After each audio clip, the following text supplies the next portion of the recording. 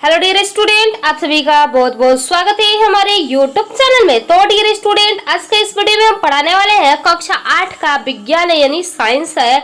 अध्याय 18 है ध्वनियां तरह तरह की। तो इस चैप्टर का जो भी प्रश्न अभ्यास रहेगा इस वीडियो में हम बताने वाले हैं। तो चलिए हम चलते हैं सीधा इसके प्रश्न अभ्यास की तरफ। यहाँ पे कह रहा है अभ्यास में सही विकल्प को चुनिए। अ में कह रहा है ध्वनियां एक स्थान से दूसरे स्थान तक जाती है। ठोस माध्यम तथा निर्वात, द्रव माध्यम तथा गैस माध्यम, गैस माध्यम तथा द्रव माध्यम, ठोस, द्रव तथा गैस माध्यम, तीनों में ये कोई या तीनों। ठीक है, तो इसका उत्तर हो जाएगा ये वाला जो है उत्तर हो जाएगा। ठीक है, सही यही आंसर हो जाएगा। चलिए आगे देखते हैं। अश्रव्य ध्वनि कहलाते हैं, तो क्या कहलाते हैं? तो घ नंबर जो है सही हो जाएगा। क और ख दोनों, यानी क और ख ये जो है दोनों। ठीक है, चलिए आगे देखते हैं।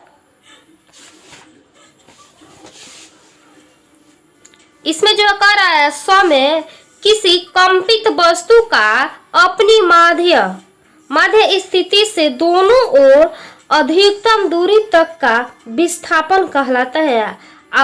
आवृत्ति, आयाम, आवर्तकाल, तारत्व। ठीक है, तो क्या हो जाएगा इसका सही आंसर? तो इसका सही आंसर हो जाएगा आयाम। ठीक है, चलिए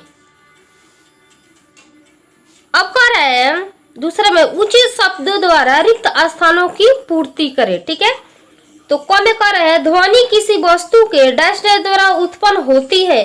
तो क्या होती है? कंपन। तो यहाँ पे लिखेंगे कंपन। ठीक है, चलिए ख में कह रहे हैं प्रति सेकंड होने वाले दोलनों की संख्या को डैश डैश कहते हैं। क्या कहते हैं?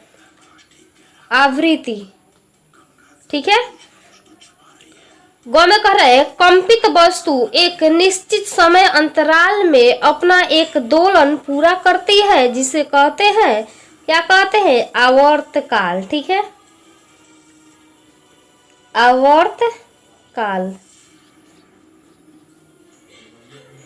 चलिए अब घ में कह रहे हैं अवांछित ध्वनि को डैश डैश कहते हैं जिसे डैश डैश करने का उपाय करना चाहिए। ठीक है, तो यहाँ पे लिखिएगा ध्वनि प्रदूषण।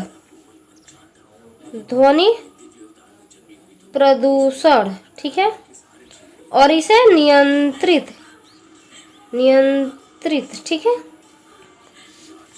चलिए अब देखते हैं। अब यहाँ पे जो कह रहा है निम्न वाद्य यंत्रों से उस भाग को पहचान कर लिखिए जो ध्वनि उत्पन्न करने के लिए कंपित होता है। तो ढोलक जो है, ढोलक किससे बना होता है? चमड़ा से, और इसी के माध्यम से जो है ढोलक से जो है धुन और सुर निकलता है, आवाज निकलता है। ठीक है, झाल, तो झाल जो है एक दूसरे से टकराती है तब जो उससे ध्वनि उत्पन्न होती है। ठीक है, तो उसे झाल कहते हैं। ठीक है, तो यहाँ पे लिखिएगा एक दूसरे से टकराने पर। बांसुरी, बांसुरी जो है छिद्र से हवा जो इससे निकलता है, छिद्र से हवा। ठीक है, एक तार, तो यहाँ पे लिखिएगा तार या धागा, इसी से जो है सुर निकलता है। ठीक है, सितार यानी कि तार। ठीक है, चलिए अब आगे देखते हैं। 4 नंबर कह रहा है आपके माता पिता एक आवासीय मकान खरीदना चाहते हैं जिसमें आपको भी रहना है। एक मकान मुख्य सड़क के किनारे तथा दूसरा मकान सड़क के दूर एक बगीचे के पास है जहां इसी सड़क से एक रास्ता जाती है। आप किस मकान को खरीदने का सुझाव देंगे? उत्तर दीजिए। ठीक है, चलिए इसका उत्तर देख लेते हैं। इसका उत्तर देखें, यहाँ पे जो है मेरा सुझाव रहेगा कि मुख्य सड़क से दूर बगीचे के पास वाला मकान खरीदा जाए। ठीक है, क्योंकि बगीचे के पास वाली मकान में शांति रहेगी, शुद्ध हवा का आगमन होगा। बगीचे के पास वाली मकान में जो है गाड़ियों का शोरगुल नहीं रहेगा।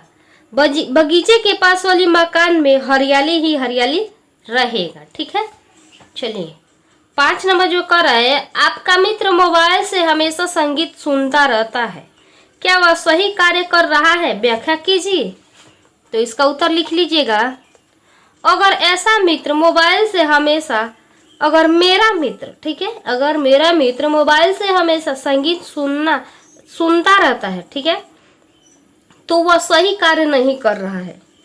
इससे उसके कानों पर बहुत बुरा असर पड़ सकता है और वह अस्थायी या अस्थायी श्रवण निषक्त भी हो सकता है। ठीक है, बहरा भी हो सकता है। 6 नंबर है, मानव कान का नामांकित चित्र बनाए तथा उसके कार्यों को लिखिए। तो चलिए ये रहा मानव कान का जो है चित्र, यहाँ पे जो वाय है और यहाँ पे अंत है। एक कार्य जो है यहाँ पे इस बुक में लिखा है, आप लोग लिख लीजिएगा। आई होप ये वीडियो अच्छा लगा होगा, तो हमारे चैनल को लाइक कमेंट शेयर सब्सक्राइब जरूर कर लीजिएगा।